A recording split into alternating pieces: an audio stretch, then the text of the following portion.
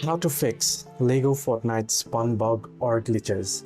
Hello everyone, welcome back into the channel. In this video today, I'll guide you through the steps on how you can fix LEGO Fortnite spawn bugs or glitches in it. Well, to fix spawn glitches in LEGO Fortnite where you get stuck in the ground or floor, what you can do now is you can try respawning by going to the pause menu. So you can try by going to the pause menu and selecting the respawn option at the bottom. Now if you're experiencing other spawn issues like not spawning at your intended location, you can consider setting a bed as your spawn point. If the Raven isn't spawning for a quest, you can submit a bug report to Epic Games as well.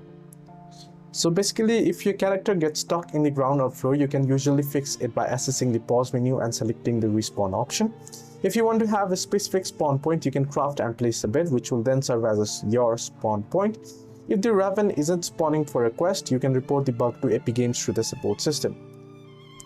If you are facing other spawn issues, you might want to try verifying your game files or clearing the launcher cache as suggested by Epic Games for general troubleshooting. Hope this video was helpful. Do like and subscribe.